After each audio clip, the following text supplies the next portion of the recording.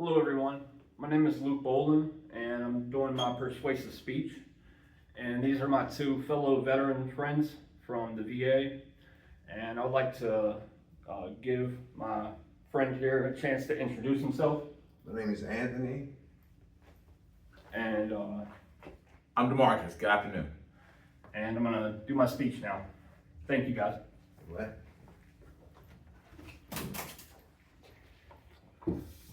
Every single person in this room, from our active duty personnel to our veteran classmates, has operating experience under an extreme iteration of the social contract.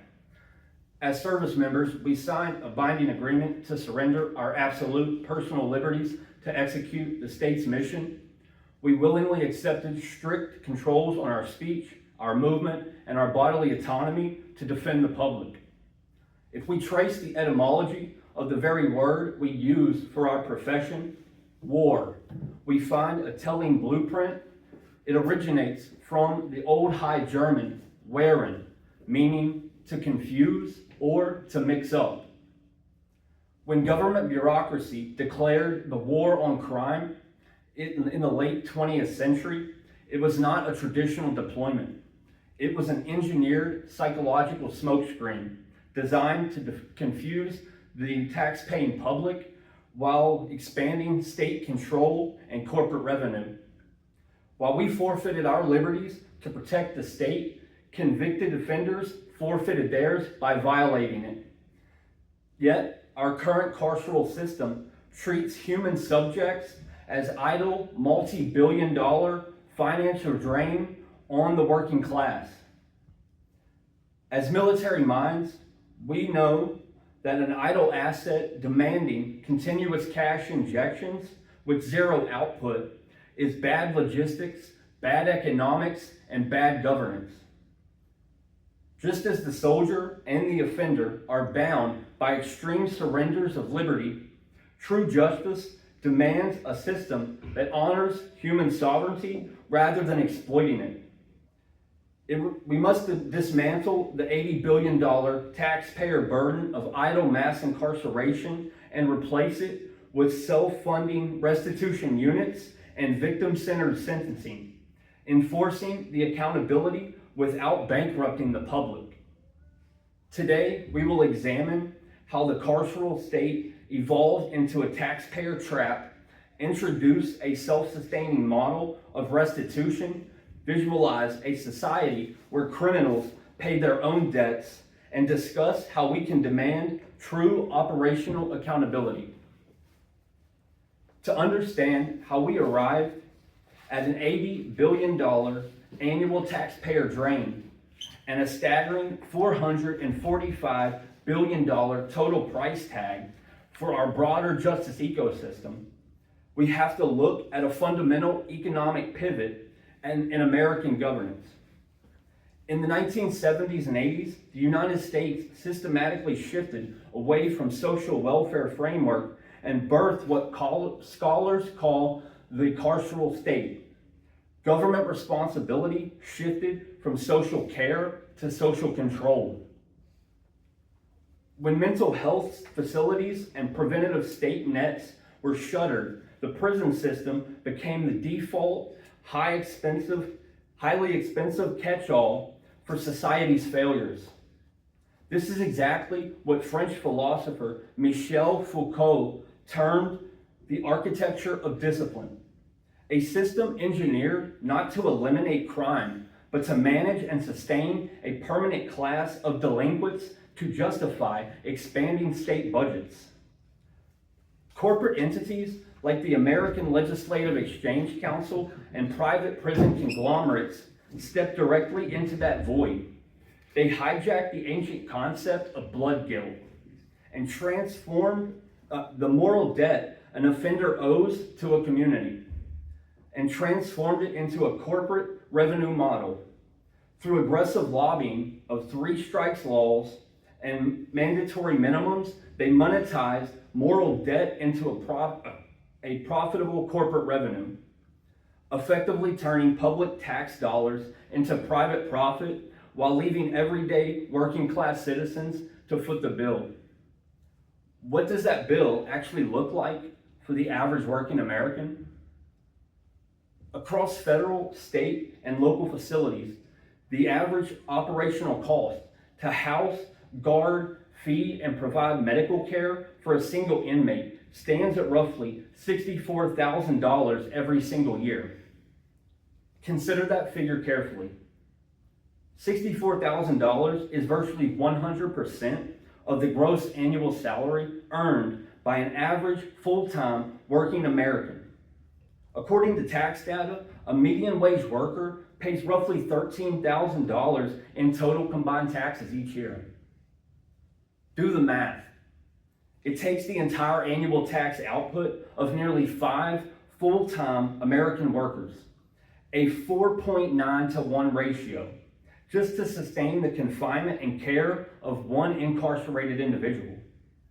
In what operational unit would we ever tolerate a system where 5 hardworking soldiers must grind all year long just to finance the idleness of one person who broke the contract? When someone commits a crime, society demands 2 things: justice for the victim and safety for the public. But right now, our correctional system fails at both. We spend tens of thousands of dollars of taxpayers' money per inmate every year, only to release nearly 70% of them back into our communities, unequipped to hold a job or live law-abiding lives. According to the National Recidivism Report published by the U.S. Department of Justice's Bureau of Justice Statistics, roughly 68% of released state prisoners are rearrested within 3 years. We are paying premium tax dollars for a system with a failing mission success rate.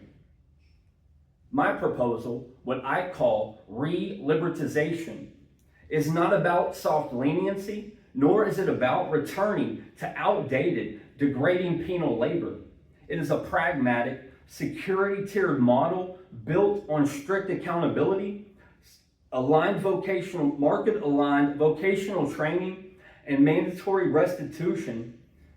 By replacing aimless confinement and with structured professional productivity, we ensure that incarcerated individuals spend their time earning their way back into society, reimbursing their victims, and learning the technical trades necessary to never enter a courtroom again. Some ask, why spend resources training people in prison when law-abiding citizens struggle to pay for trade school? The answer isn't charity, it's basic economics and public safety. Official financial data released by the Federal Bureau of Prisons confirms that it costs over $40,000 a year just to hold a single inmate in a basic cell. Holding someone in a cell without providing trade skills only guarantees they return to crime upon release. And that is a terrible return on taxpayer dollars. By utilizing self-sustaining prison industry revenues, Pell Grants, and corporate partnerships, we fund technical trade training that pays for itself. In a landmark study conducted by the RAND Corporation, a nonpartisan research institution funded by the Department of Justice, researchers proved that every single dollar invested in correctional trade and education programs saved taxpayers $5 in reincarceration costs over 3 years. Furthermore, a comprehensive study published by the National Institute of Justice revealed that incarcerated individuals who complete vocational trade certifications are 24% less likely to re-offend and are far more likely to secure long-term civilian employment. Structured trade programs don't cost the public more. They stop the endless cycle of spending tax dollars on repeat offenders. For heinous capital crimes where release is not an option, we replace drawn-out bureaucratic stalling with a mandatory 1-year post-trauma processing window. At its conclusion, we establish a binding victim allocution standard, granting surviving families the absolute moral pardon to trigger permanent life without parole at structured internal labor. This restores absolute moral sovereignty to trauma survivors while guaranteeing that offenders pay for their own confinement. In 1764, Italian criminologist Cesare Beccaria wrote that the human mind is far more deterred by the long-term visible spectacle of a criminal forced to labor to repay society than by the fleeting, arbitrary shock of an execution. Imagine a society under Beccaria's vision. Picture checking your paycheck and knowing your tax dollars are no longer being funneled into a corporate prison stocks. Picture a system where an offender wakes up every morning to acquire a technical trade, produce value, reimburse their victim, and actively repair the societal contract they tore apart. Contrast this with the insights of Fyodor Dostoevsky, who survived 4 years of hard labor in Siberia. He famously noted, "The degree of civilization in a society can be judged by entering its prisons." Dostoevsky observed that the cages destroy human souls through forced idleness. If you enter an American prison today, that is exactly what you see: a civilized failure, a stagnant system that strips people of their purpose, manufactures high recidivism, drains public coffers, and sidelines the victims.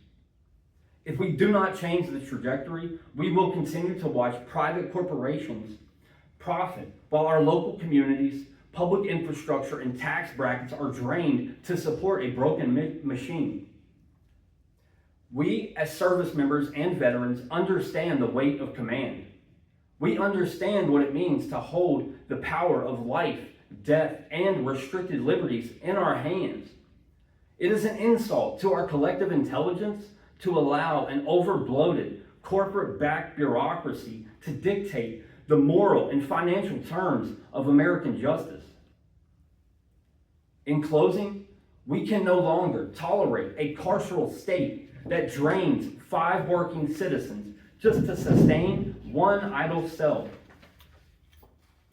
We have exposed the multi-billion-dollar fiscal trap of mass incarceration, established the framework of self-funding re-libertization trade unions, and demonstrated how restoring a moral pardon to victims brings back true balance to the social contract.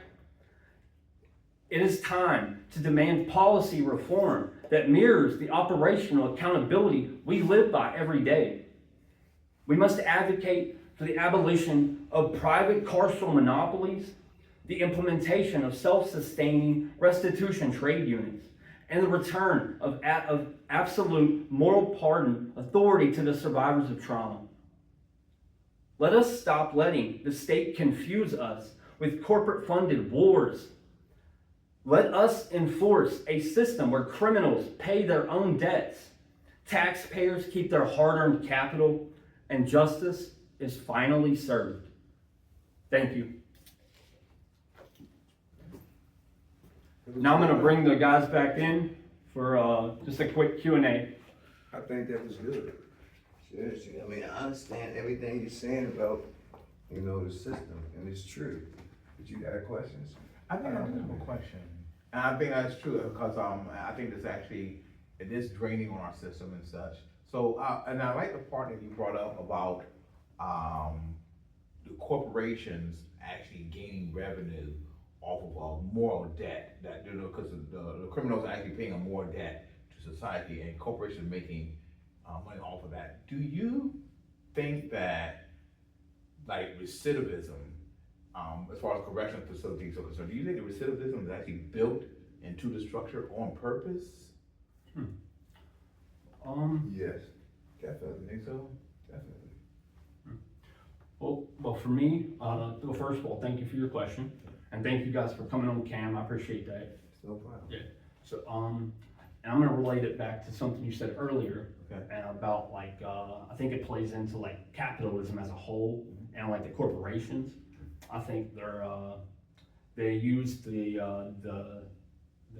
like felons. Once you become a felon, they look at you as, like a monetary, like you have a value to them, and they're just trying to use you as profit.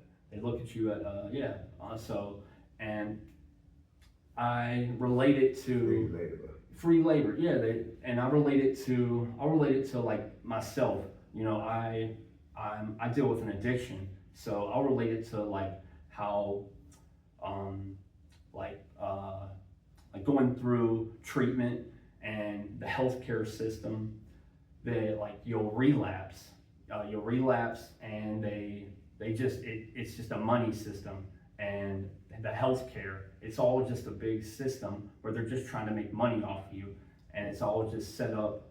Like big pharma. It's big pharma, like, and that's the corporations. Exactly. Yeah, so I do believe that recidivism is structured into capitalism to set felons almost up for failure. They don't have the right, they don't set, you know, the trades, if they brought the trades in, they would set them up for success versus setting them up for failure. Like, while they're in there, they're just idle. That's what my point was about, like, they're just sitting in there. You know, whether they're just watching TV or working out or playing spades, or even on the worst side, you know, they're getting in fights, potentially getting stabbed, or also the financial burden falls on their families. They're reaching out to their families to get money, right, for commissary, right? You know, so it's all just I believe it goes back to capitalism. They're always just trying to make money. Once you sign that social contract, which is an idea of you become part of this, this society, you give up your absolute freedoms, and the government will give you safety, protection, and us as veterans, they'll make you safe. You become part of society. They protect you. You give up your rights to They protect you in what, prison? No. Once you sign that social contract, you become a citizen of that country. Okay. In a way, you sign that social contract. It's a theory, but that's like Thomas Hobbes and Locke, John Locke, and Jacques Rousseau. That's what kind of like the founding fathers, they based our Constitution on social contract theory. Right. So, you as citizens, we have kind of inadvertently signed that, right, that social contract. We give them our natural rights, right, and they give us the Constitution. They say, well, these are your liberties. You know what I'm saying? Which, you know, it's not. Yeah, I'm not going to get too far into it. Yeah, but like as a fellow, you know, if you break the law, you've broken that contract, and now you have no rights. We own you, basically. Right. But when we go to sign up for the military, right, we literally sign a contract. Right. You know, so it's just two different. You know, it's a little different, but it all. Yeah. Well, I don't know if we want to get obligation, then. Yeah. Well, I don't know what we want to do is when people go to prison, give them something that will help them, yeah, when they get out of prison. Yes. Not have to go back to prison. Yes. And also sustain themselves. Yes. Instead of being a monetary drain. Yeah. On society. Yeah. While they're in prison. Yeah, that's the thing. Thank you. I got off track. Good. Thank you for bringing me back. Bring the trades into prison so you can set them up for success, because instead of failure. Yeah. Exactly. Thank you. I got way off track. Okay. Yeah. Yeah. Cool. I like it. I like your speech. Thank you so much. Much love, bro. Okay. Good to go? Thanks, Luke. Yeah. Good job.